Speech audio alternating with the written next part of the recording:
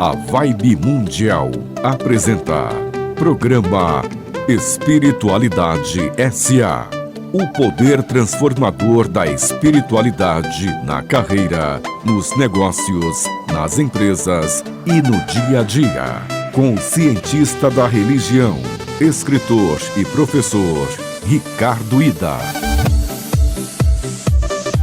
Salve, salve, abençoadas e abençoados deste Brasil e do mundo! Cá estamos novamente juntos, como fazemos há tantos anos, né, Uri? Direto da Avenida Paulista para o mundo, nas ondas da 95,7 FM.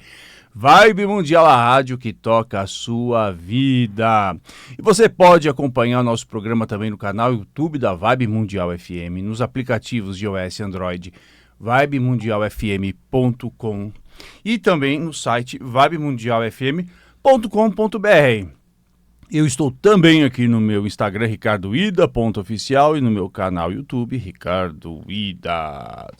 Não vem com desculpa, você pode acompanhar este programa, assim como toda a programação da Vibe Mundial, que traz dicas sobre espiritualidade, sobre religião, filosofia, dicas de bem viver de qualquer parte do mundo. Afinal, a gente tem aqui também muitos ouvintes de diferentes partes do globo.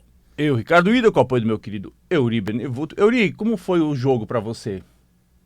Tá feliz, nosso palmeirense! E produção do Cássio Vilela. E hoje eu tenho aqui a honra de receber uma pessoa que tem feito um grande trabalho para a Umbanda. Eu conheci por conta do programa da Samira Chahine. Beijo, Sami! Mas também esteve aí com a Kelly, enfim, diferentes comunicadores da Vibe Mundial. Diretamente de Ribeirão Preto, queria te agradecer, porque eu sei que é uma viagem bastante longa, né? São 4 horas, 5 horas.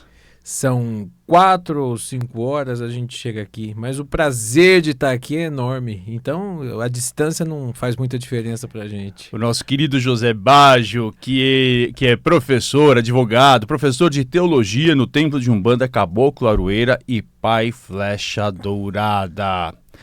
Quanto tempo tem esse templo?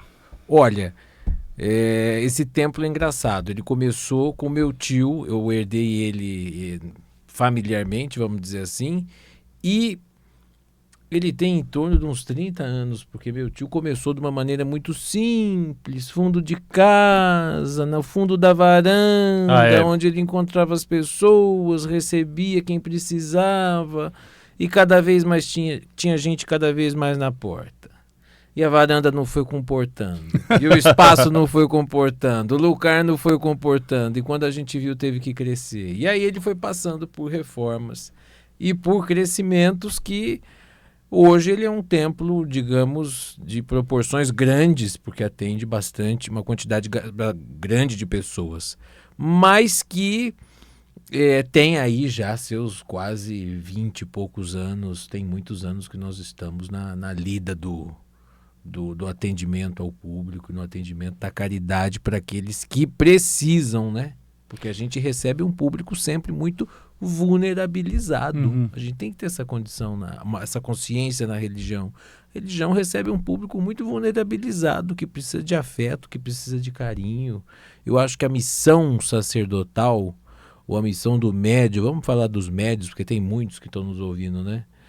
É sempre acolher. Uhum. Às vezes o médium tem tanta bagunça na cabeça, às vezes o médium tem tanta informação, às vezes eu vejo médios tão atribulados, mas que no final de um atendimento dão um abraço naquele que chega, naquele que precisa, e aquele abraço faz tão bem. Uhum. Então, o espaço é sempre de acolhimento. E isso é muito importante. Você fala de teologia, a gente vai mergulhar bastante em teologia hoje aqui no programa, a gente vai falar bastante sobre o momento da Umbanda no Brasil e no mundo, e eu começo com uma pergunta que eu faço sempre para os meus convidados, né? A gente agora está numa sequência de programas, você, o meu irmão Rodrigo Queiroz, a gente vai chamar também aqui o Ademir. Você sente que o perfil das pessoas que hoje frequentam a Umbanda mudou nesses últimos 30 anos? Muito. Muito. Hoje o público é completamente diferente. Assim como aconteceu com o samba, historicamente, que começa de fato com a população negra e com os negros que trazem esse estilo musical e que foi muito estigmatizado, a Umbanda também foi muito estigmatizada porque começou com os negros. E, obviamente, com o tempo, com o desenvolvimento da sociedade, da consciência, da diminuição de preconceito, você teve uma aderência por outro público. E esse outro público hoje está dentro do terreiro. Por exemplo, pessoas que não são negras. E que isso gera, inclusive, discussões. Como pessoas brancas podem frequentar espaços de religiões de matriz ou de origem africana? Acontece que a Umbanda não tem só uma matriz africana, ela tem uma matriz indígena belíssima. Ela também traz traços do kardecismo. A Umbanda vai amalgamando, vai juntando para ela uma série de coisas. Então, penso eu, na identificação, na percepção do dia a dia que a gente vai observando no terreiro, que as pessoas têm identificação com tudo que tem ali. Porque a Umbanda, ela recebe a imagem do santo católico, ela recebe a imagem do santo africano, ela recebe o procedimento indígena. Quantos centros não abrem para procedimentos como o daime ou como a ayahuasca? Tem terreiros que recebem isso, tem terreiros que fazem essa prática. Então a Umbanda traz todo esse amálgama de cultura e eu acho que as pessoas se sentem bem, porque de alguma forma isso identifica elas. Se sentem bem, por que não? Por que não essas pessoas frequentarem? Eu acho que segregar, o ser humano faz isso desde que o mundo é mundo. Né? Segregar um ambiente porque você pode frequentar, porque você tem essa origem ou você não tem essa origem, isso é uma loucura. Isso é uma repetição dos erros que nós já cometemos no passado. Porque nós já segregamos muita gente historicamente. Né? Por não ter, por origem, por raça, por cor, por credo. A gente vai voltar a isso? Não, eu acho que a sociedade, vamos combinar, ela precisa seguir um rumo reto em que a gente acolha todos aqueles que precisam da gente. Mudou o público? Mudou o público. E eu acho que a Umbanda continuará mudando. E digo uma coisa a você, espero vaticinar. Daqui muitos anos, quem sabe daqui 30 anos, nós estejamos aqui conversando. A Umbanda tende a crescer. Eu acho que o crescimento da Umbanda é algo irrefreável. Eu acho que ela cresceu nos últimos anos de forma exponencial. Os terreiros estão cheios. A visão da sociedade mudou bastante a respeito da Umbanda. E eu acho que as pessoas procuram cada vez mais. Você sabe que eu sou cientista da religião, né? Então eu tenho colegas dentro da universidade que são pentecostais.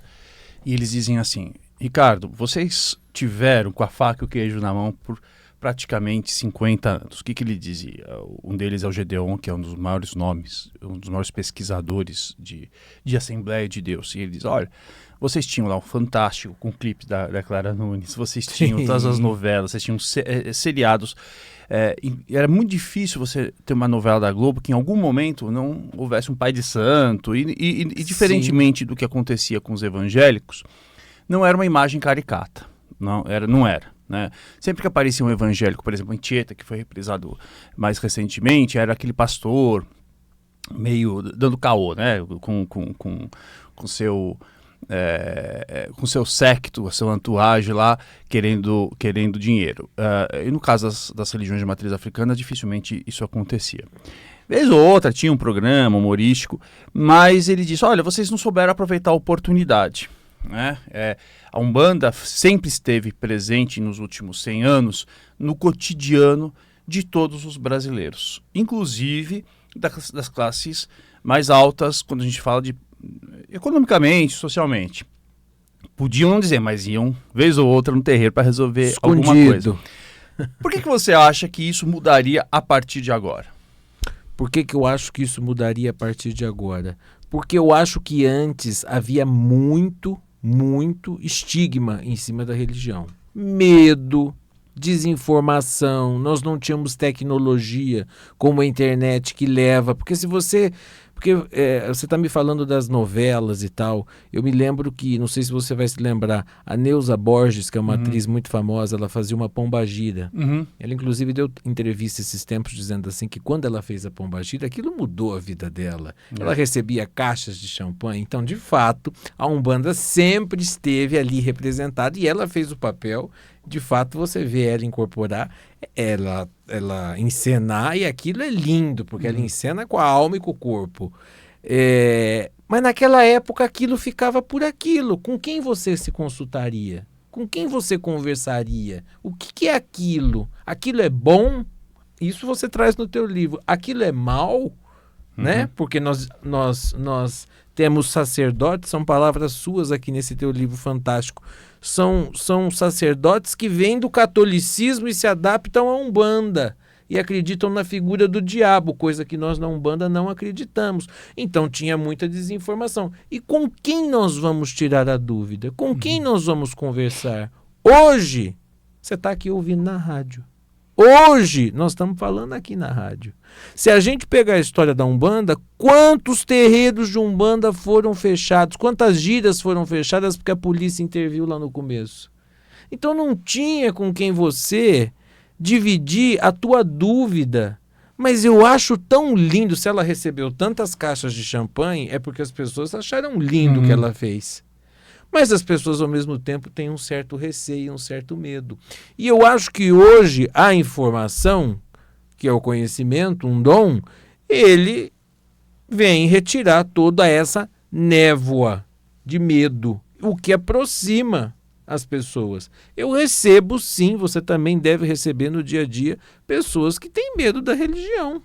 Pessoas que são católicas, que estão enfrentando problemas ou que são evangélicas, mas que chegam ali desesperadas, precisando de ajuda. Você acolhe e aquilo desmistifica a pessoa. E a pessoa tem um acesso. Minha querida, faça o seguinte, leia um livro, tem esse livro aqui, assista esse programa, ouça esse podcast. Não é bem isso que você pensa. Porque a gente vem de um país colonizado por uma religião que tem a figura do diabo, como você bem escreve no livro. Então é normal a crença de que tem coisas más. Onde é que está o mal? Se não é que ele está dentro de nós mesmos. Eu fiz essa provocação até para mostrar a importância de se ter um curso como o teu de teologia. Eu explico. Fazendo pesquisas também sobre a história da Umbanda, então a gente fui resgatar, tenho muito material junto com a professora Joana Bahia, lá da Universidade Estadual do Rio de Janeiro, sobre a imprensa, né, e pesquisas e registros. Eu tenho uma biblioteca bastante importante também das primeiras obras publicadas no Brasil sobre Umbanda, inclusive Tata Tancredo, etc. E a impressão que a gente tinha é que a Umbanda era mais ou menos vista e era chamada de fato como casa de fortuna. Isso é muito interessante. Ou seja, era o lugar que você ia para resolver problema. Então você tinha lá pronto-socorro. Um pronto-socorro. Você tinha que resolver. Tá um negócio enroscado. Vou lá ver se Exu, o caboclo, vai resolver. Tô com um problema de saúde que ninguém consegue achar aí, vou lá ver se o vô e a avó, os pretos velhos, conseguiam identificar.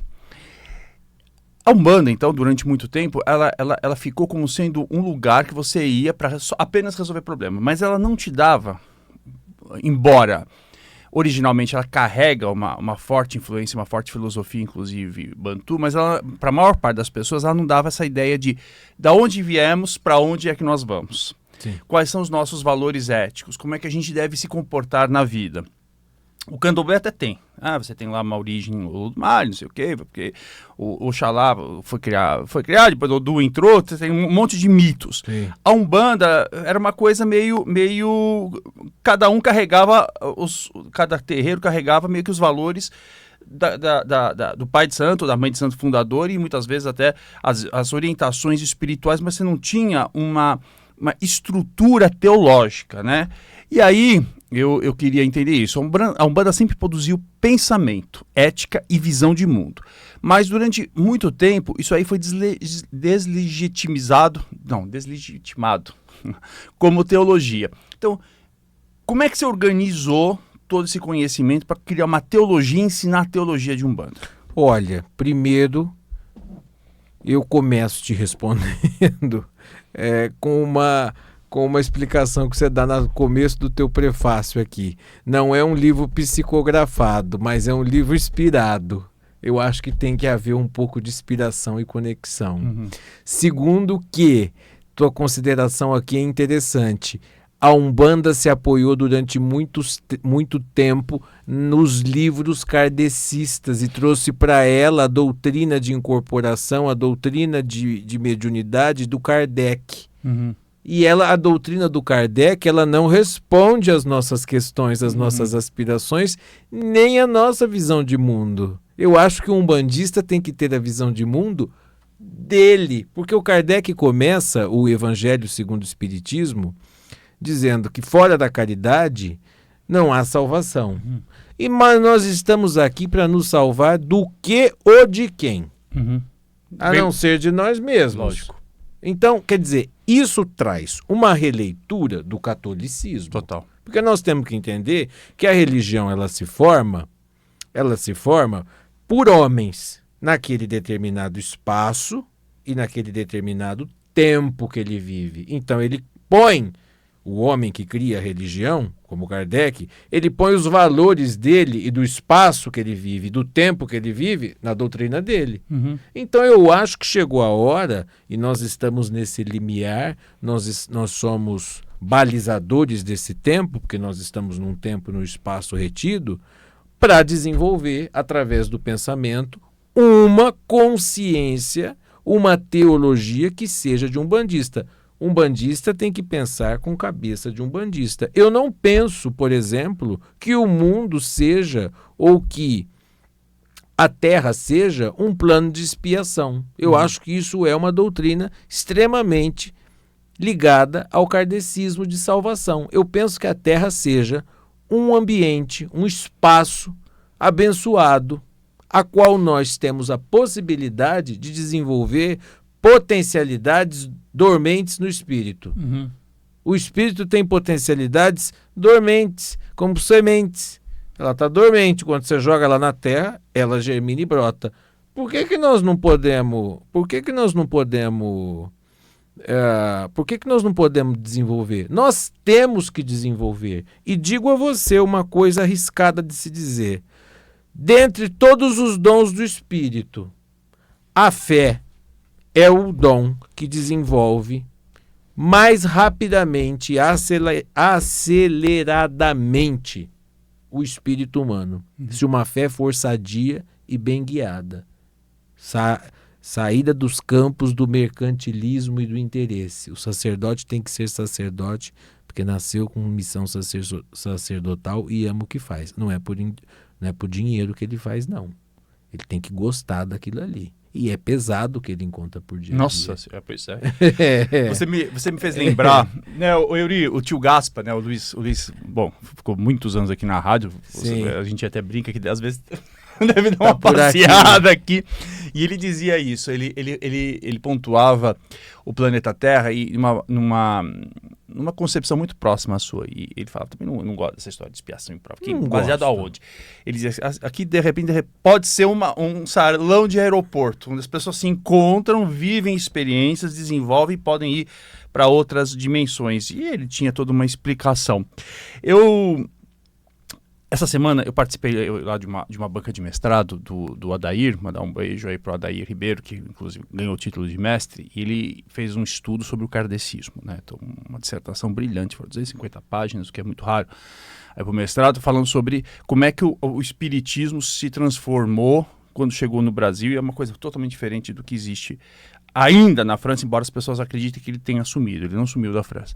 E ele diz, olha, o Kardec dizia que a cada 25 anos era preciso organizar congressos para as pessoas rediscutirem, porque aquilo era um princípio de uma obra a partir de um determinado momento de tempo.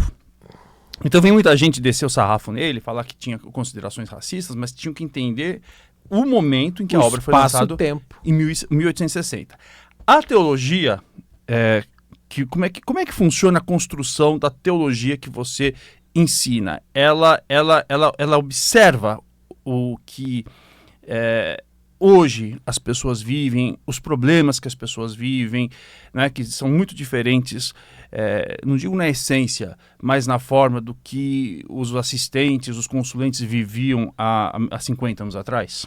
Sim, porque, em primeiro lugar, a teologia eu acho que tem que dar base, a Umbanda eu acho que tem que dar base ao aquele adepto que faz a adesão ao ritual dela. Ela tem que dar uma base, uma estrutura para ele ser sacerdote dele próprio, para ele tomar as rédeas da própria vida. Quais as rédeas ele deve tomar? A da própria vida. Ele deve desenvolver mecanismos para ele aprender quando tiver uma angústia, porque não há ser humano que não a tenha, ele saber como lidar com essa angústia. Porque nós temos tantos elementos, a Umbanda trabalha com tantos elementos, tantas formas, por que ele não pode se utilizar e saber aprender a utilizar ervas que são tão usadas no candomblé? Dão uma base gigante ao candomblé.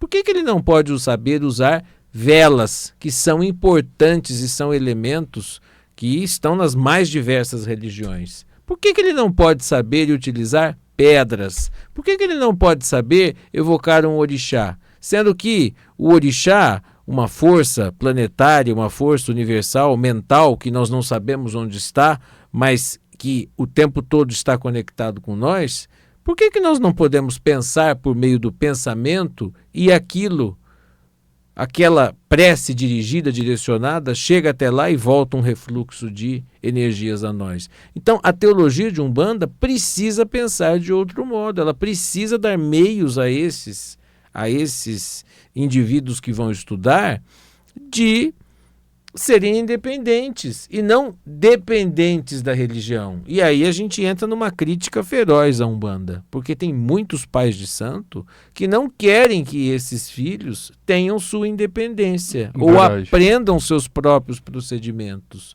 Eles querem que esses filhos dependam da casa para chegar sujos, vamos dizer assim, entre aspas, né, com todo respeito, mas carregados, como é o jargão da palavra.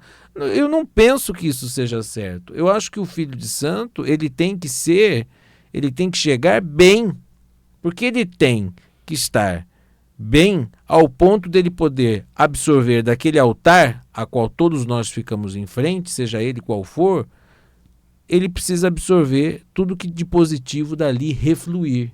Porque o altar de Umbanda é sempre igual. Pode ser simples ou pode ser belo. Ele tem água, ele tem pedra, ele tem uma planta, um vaso de flor, ele tem vela. Então, aquelas energias, aqueles amálgamas energéticos vão todos inundar o corpo daquele indivíduo. Se o indivíduo chega na casa muito carregado, ele não aproveita tudo aquilo, porque ele precisa só se descarregar.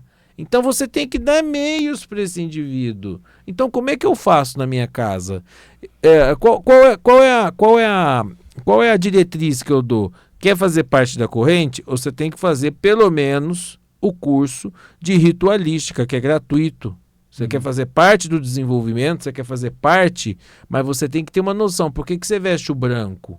Por que você dança e bate o pé no chão? É movimento.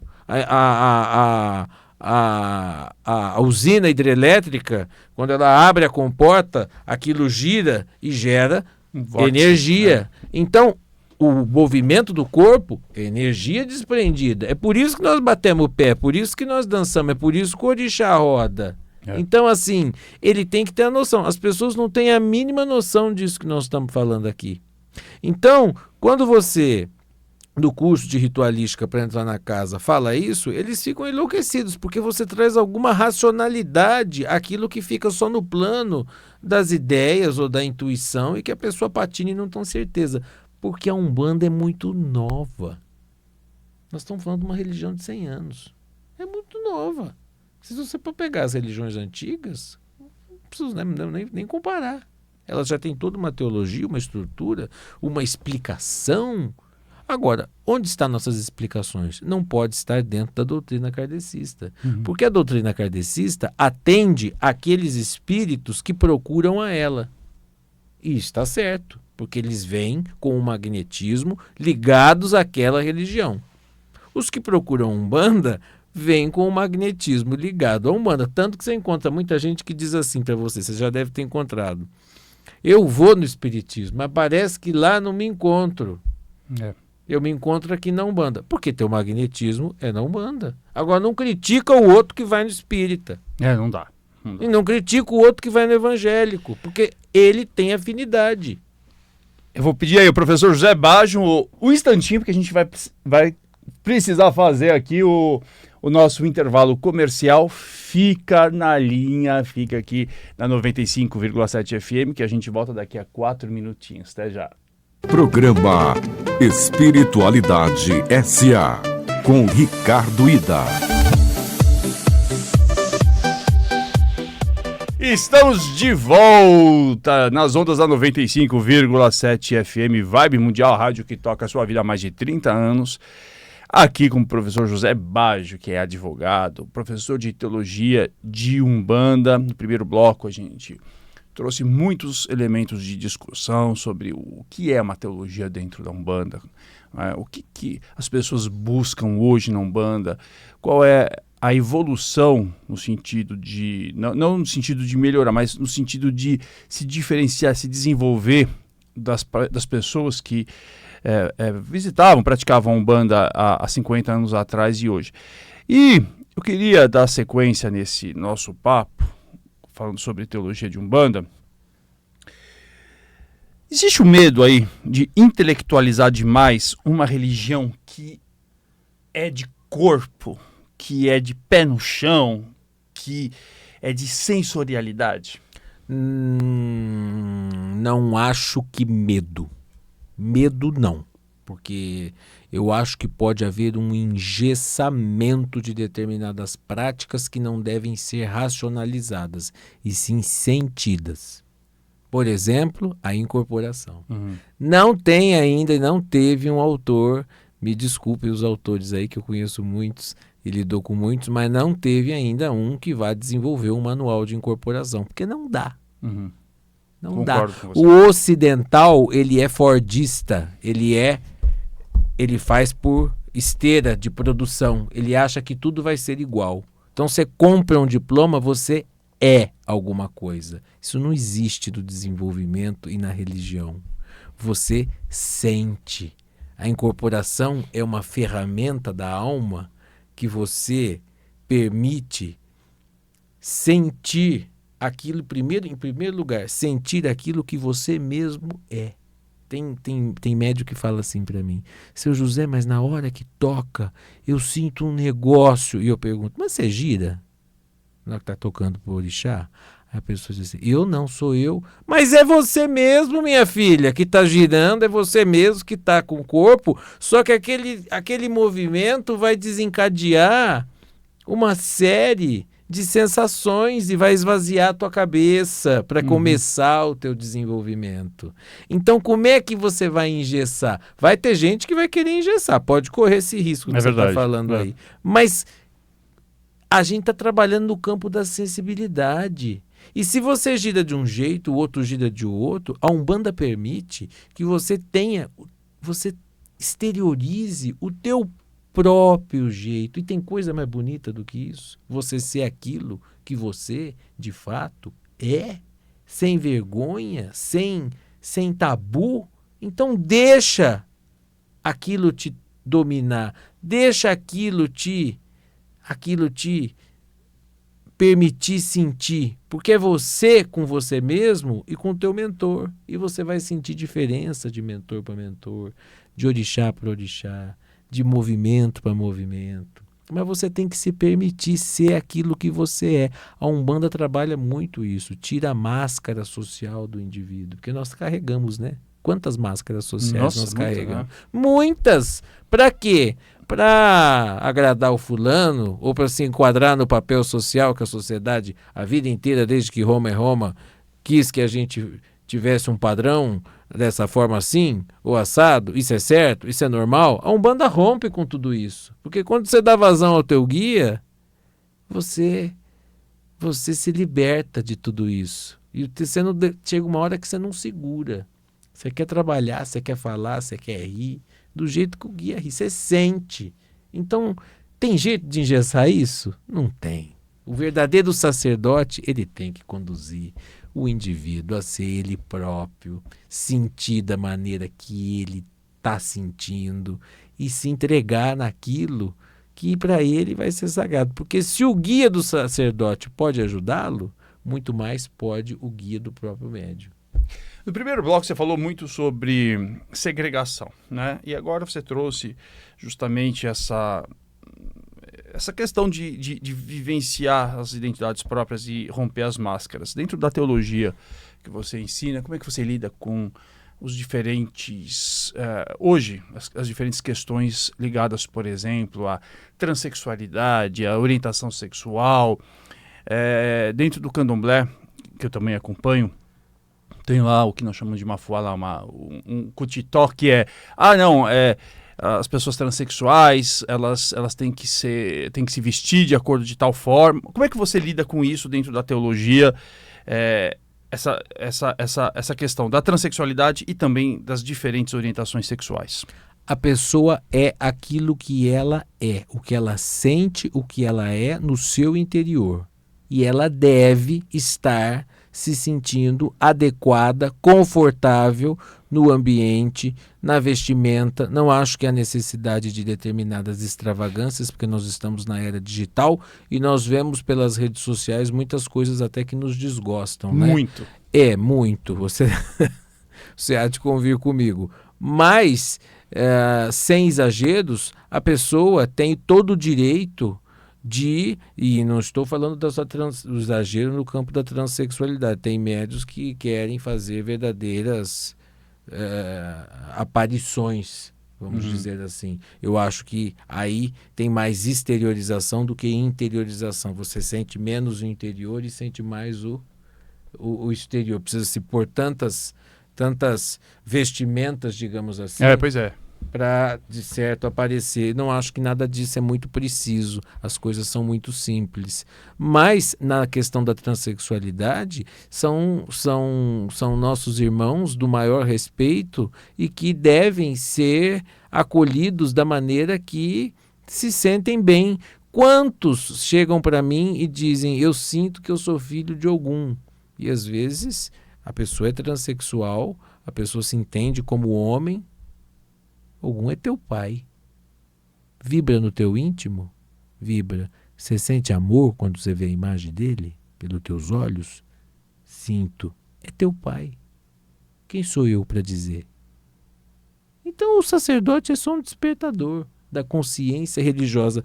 Esse teu livro aqui tem uma passagem, se você me permitir, eu quero só, com o lirismo que você trouxe, nessas palavras dizer, porque você diz o seguinte nesse livro, nessa passagem, e essa passagem me marcou.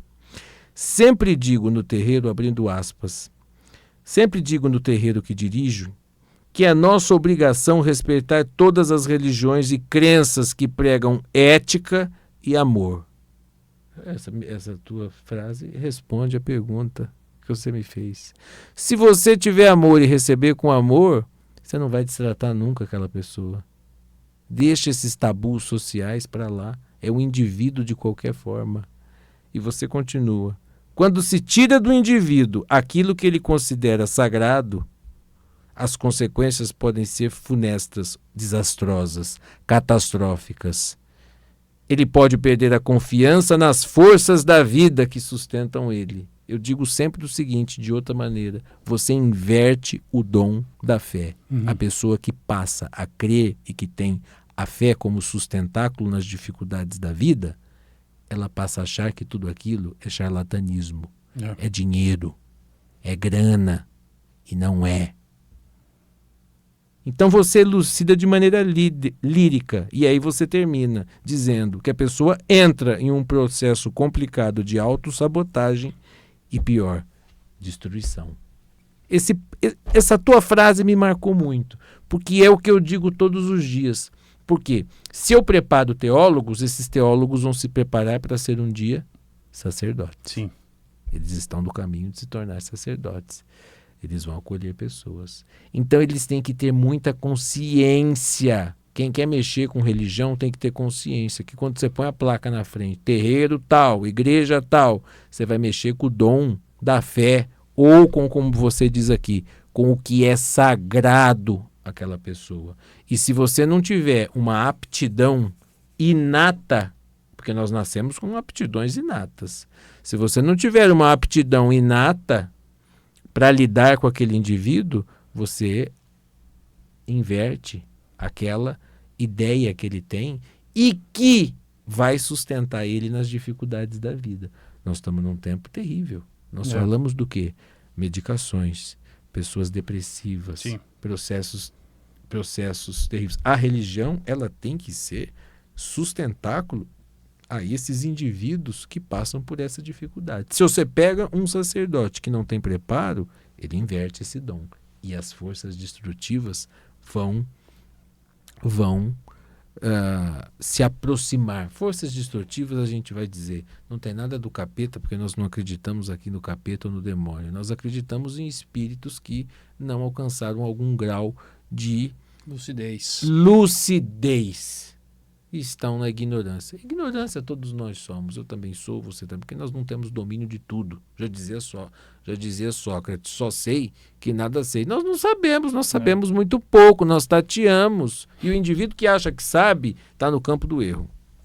Você sabe que essa frase, é inspirada. Mas ela também vem de um estudo que eu fiz de como é que nos Estados Unidos os peregrinos, né, os colonizadores protestantes, eles venceram determinadas tribos indígenas.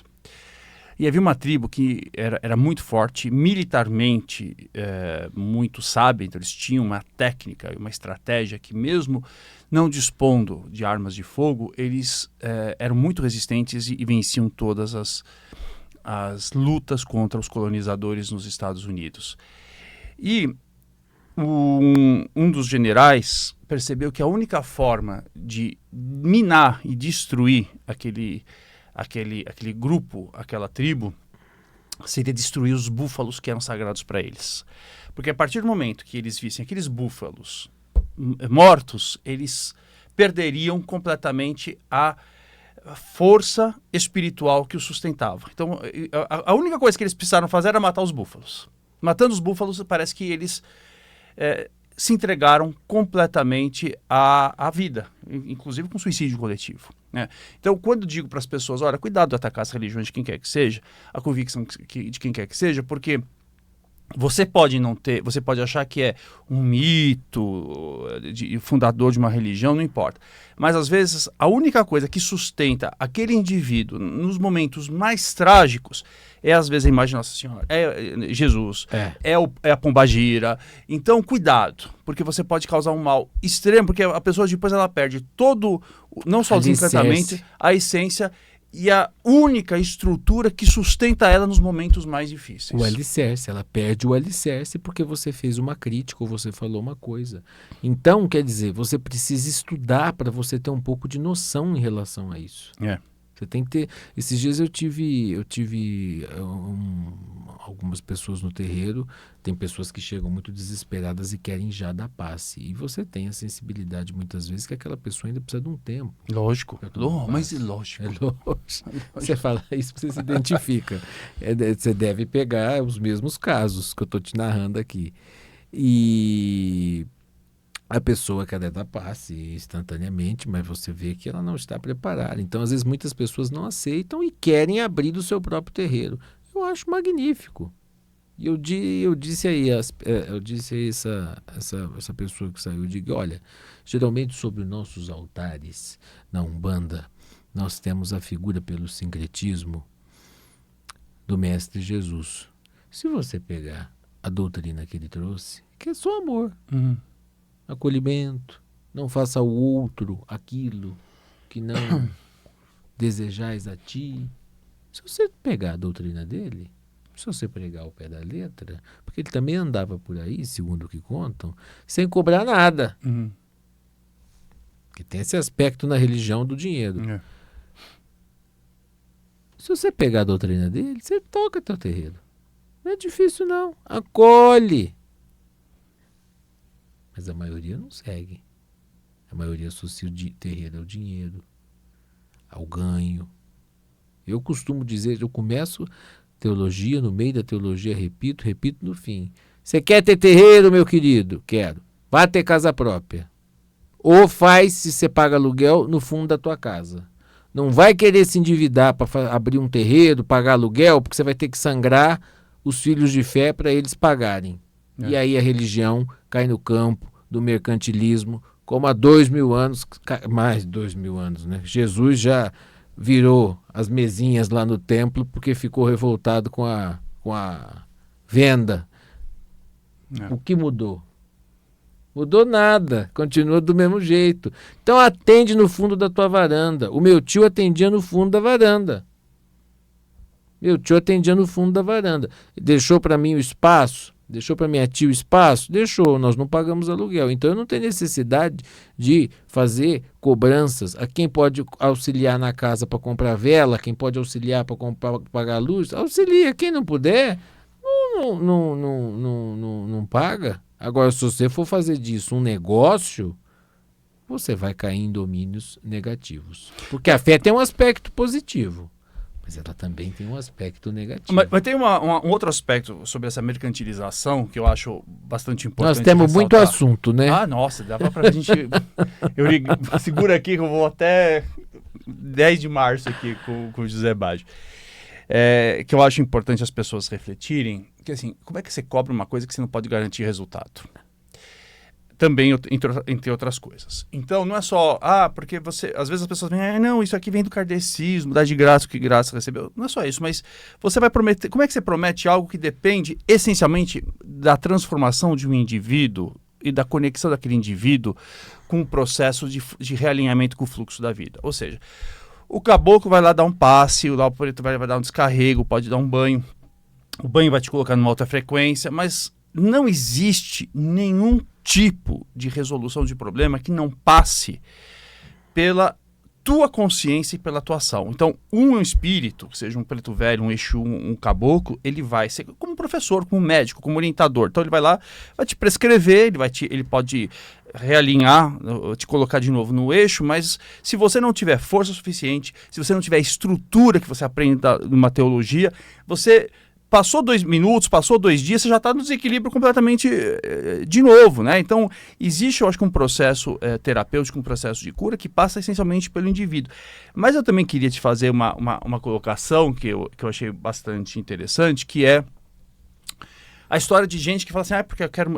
Vem com aquela ansiedade, não porque eu quero trabalhar, e você percebe que ela não tem estrutura nenhuma, nem para inspirar, dirigir, que dirá orientar alguém, porque grande parte das pessoas que batem na porta de um terreiro estão vivendo momentos de ansiedade. A primeira coisa que você precisa é colocar a pessoa no eixo, trazer serenidade para ela poder ter, como os africanos falavam, né, um ori bom, uma cabeça boa para entender o que está acontecendo e seguir adiante. Uma pessoa que não aprendeu o que é tempo, enquanto orixá, que tembo, enquanto inquice, ela não tem condições nenhuma de dirigir sequer a sua própria vida, o que dirá a vida de outras pessoas. E aí, eu também, eu tenho uma questão, porque eu não acho que só as pessoas terem amor e a vontade de acolher, todo acolhimento precisa ter técnica, precisa ter fundamento, precisa ter estrutura. Então, as pessoas também dizem assim, não, eu vou seguir a minha intuição e a minha fé que vai resolver magia. Magia não é fé. Magia é técnica, é tecnologia ancestral. Se fosse assim, então qualquer coisa que se acendia, ela botava o Santo Antônio de cabeça para baixo, que o povo botava para arrumar homem, funcionava. Não funciona. Não funciona. Magia tem tecnologia. Você precisa aprender como é. Tem uma lógica, né? Que é isso que eu entendo que você ensina também nos seus cursos de teologia. Você tem elemento fogo, terra, água e ar. Esses elementos precisam combinar de uma determinada maneira. As ervas precisam combinar de uma determinada maneira. Magia é que nem como chama lá? Novalgina. Você não vai falar, a Novalgina fez efeito porque eu tive fé. Não. Magia funciona a partir do momento em que você tem técnica para organizar determinados elementos vibratórios de determinadas frequências para gerar algum tipo de campo na tua vida, e aí é com você. Mas eu falo para essas pessoas, vocês que não têm paciência, que querem logo entrar no passe, se vocês não conseguem lidar com a própria ansiedade, o que dirá que vocês vão lidar com a ansiedade dos outros? Tenho muita coisa para te dizer devido a essa sua reflexão. Primeiro lugar, nós temos um princípio na natureza que, se você olhar, é muito claro. Você joga uma semente no solo, a semente vira um arbusto, do arbusto ela dá uma flor, da flor ela dá um fruto. Não há possibilidade do fruto nascer antes da flor. Precisa da flor, do pistilo, então tem uma ordem nos processos. Se a natureza é assim e nós somos parte integrante dela, nós também temos uma ordem ou um caminho. Se está no teu caminho ser médio de Umbanda, se está no teu caminho ser sacerdote, chegará. Guimarães Rosa dizia assim, o que é nosso tem muita força. Isso aí. Então, primeiro você tem que colocar esse indivíduo nessa consciência. Segundo, como dirigente de terreiro, de centro, você tem que ter a consciência que esses indivíduos chegam lá fora desse caminho. Uhum. Eles deviam estar numa religião onde eles não estão, eles deviam estar num casamento ou fora de um casamento que eles não estão, eles estão desordenados, eles estão fora de um caminho de ordem. Você precisa primeiro reordenar esse indivíduo e colocar ele nas linhas. Isso demora um tempo. Isso não é simplório e rápido. O indivíduo ele precisa voltar para o eixo dele, ele precisa ter um pouco de equilíbrio, de pensamento sóbrio, ele precisa ter um pouco de mente menos turvada, visão menos turvada. O que eu faço com esse indivíduo? Eu acho que ele tem que ir para a corrente. Por quê? Porque ele vai defumar quando começa, ele vai cantar, ele vai dançar. Uhum. Ele vai, antes de ir para o terreiro, se preparar, é um dia de preparo, ele vai tomar um banho, coisa que ele não faz do dia a dia, se ele não está no terreiro. Se está no terreiro, nem faz, imagina fora do terreiro. Ele vai tomar um banho, ele vai acender uma vela, ele vai ter uma prática religiosa que vai começar a realinhar ele de pouquinho. Perfeitamente. Porque aí, depois de um tempo, vai vir as possibilidades de desenvolvimento, mas não é do dia para a noite. Então, primeiro, para você realinhar o indivíduo, isso é a coisa mais difícil que tem. Porque o passe é uma beleza. Você vai lá, dá o passe, você limpa a pessoa, tira a carga que tem. Mas e o interior da pessoa? O que ela vibra? Pois é. Desalinha. O que ela vibra? 2 dias depois. Desalinha desalinha da porta do terreiro para fora. Pois é. Desalinha. Quer dizer, o vibratório interno, ele está completamente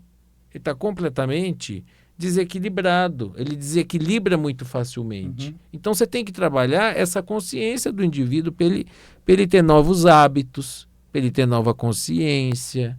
Quantas pessoas eu passo, eu auxilio, falo, você faz assim, assim, assim, daí 3 semanas passam. Eu fiquei ótimo. O senhor continuou fazendo o que eu falei? Não, eu parei. Então você tem um tratamento para você reajustar esse indivíduo para a vida dele começar a se abrir. Porque vai se abrir. Cada um de nós tem um caminho e tem uma missão nessa vida. Um tem que ser pai do fulano, o outro tem que ser mãe do fulano, o outro tem que ser sacerdote, o outro tem que desenvolver não sei o quê. Você nasce para alguma coisa, você tem uma função na natureza.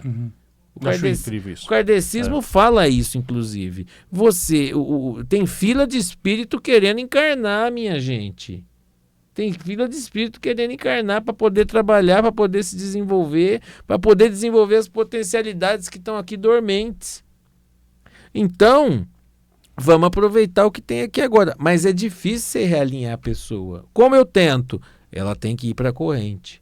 Só que quando ela chega na corrente, ela logo tem uma melhora, ela logo quer galgar o passe. Ela logo quer galgar o passe. E o passe, o desenvolvimento mediúnico, ele é lento. Lógico. Ele tem tristeza, dor, decepção, alegria. Ele tem tempo, ele tem vida. Tudo, tristeza, decepção, dor, alegria, isso tudo faz parte da vida. E quando você olha para trás tudo que você passou, você vê que aquilo tudo te fortificou. Para você estar ali hoje, dando algum auxílio à pessoa. As pessoas não querem saber disso. As pessoas entram num campo místico onde elas vão ser dominadas e possuídas, e aí quem vai falar é o guia. É claro que o guia vai falar, mas se você não escuta nem quem está do teu lado encarnado, como é que você vai escutar um desencarnado? Você precisa silenciar, você precisa acalmar, você precisa tranquilizar esse mental para você começar a sentir o teu mentor, porque é aí que ele vai começar a ajudar você e o próximo. Mas não é o que você vê por aí. Não, e no xinguilamento, ou na incorporação, a pessoa ela precisa oferecer aos seus guias as condições mínimas para eles poderem trabalhar. Porque as pessoas esquecem muitas vezes que durante um atendimento mediúnico existe um pós-atendimento mediúnico, né? Não basta só o indivíduo passar lá as orientações, o Cambone escrever as orientações do espírito. Às vezes a pessoa tem dúvida, e aí o assistente, mas essa erva, eu não consigo achar essa erva, tem um substituto para essa erva? Como é que a coisa funciona?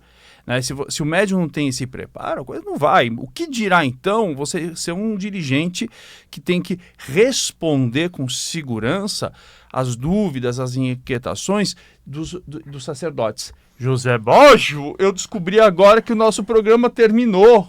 Tá acabando. Já acabou, na verdade, mas eu queria que você desse aí para as pessoas, a nossa audiência, estamos com mais de 70 mil, segundo o Ibope, aí de ouvintes no programa. Me fala uma coisa, quem quiser conhecer o seu trabalho, como é que te segue nas redes sociais, site, como é que a coisa funciona? Me siga pelo Instagram, todas as plataformas, eu tentei unificar a plataforma. Dentro do terreiro é o Instagram do Caboclo Aroeira e Pai Flecha Dourada. Esse é o nosso Instagram. Repete. É @Caboclo Aroeira. Basta você colocar Caboclo Aroeira que você vai achar lá. E o nome completo na bio está Caboclo Aroeira e Pai Flecha Dourada. No Instagram tem YouTube também, não? Não, nós não temos canal no YouTube, temos só no Instagram. E lá eu tenho o curso de teologia online, onde eu estou montando turmas. Elas já estão iniciando. Nós iniciamos o estudo da teologia, da religião, dos preceitos, e me procurem por lá, mandem mensagem por lá, nos achem por lá, porque é importante o estudo e o desenvolvimento do médium. É isso aí, e nos vemos quinta-feira que vem. Um grande beijo!